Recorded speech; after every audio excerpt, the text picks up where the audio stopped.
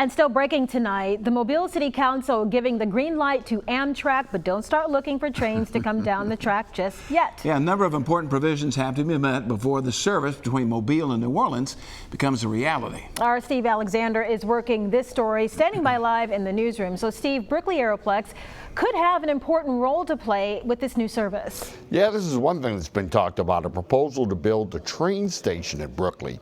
But that too is just in the discussion stages. Now here's a look at what happened today and what has to happen in the future before Amtrak service becomes a reality.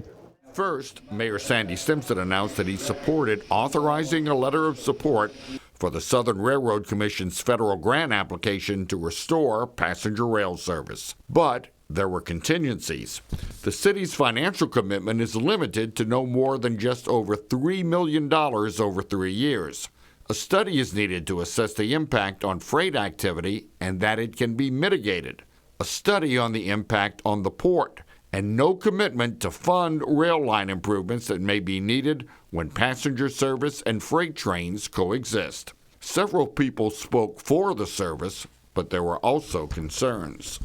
But with the proper marketing approach, this environmentally friendly travel adventure could easily be sold. Mainly my issue is that you all have greater needs in Mobile than an Amtrak train at this point. The item passes 6-1. The City Council voted 6-1 to authorize the letter of support.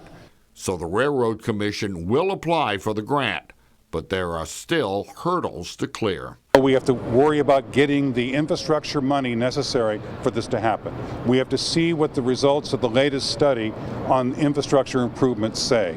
Amtrak officials say they expect the results probably at the end of the summer. So when could service begin here in Mobile? Sometime in 2022, if all of the other things come into place. That's the infrastructure money, that's a decision about the station, construction of at least a platform at a station. And then on top of that, what type of station will be built? Where will it be built? How elaborate would it be? More questions that have to be answered before the train comes down the tracks. Reporting live at the newsroom, Steve Alexander, Fox 10 News.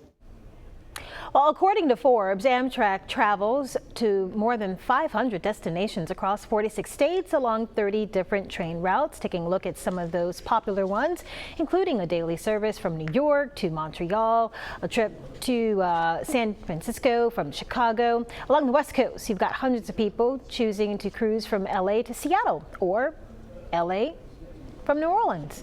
A lot of options out there, with New York Station being the busiest.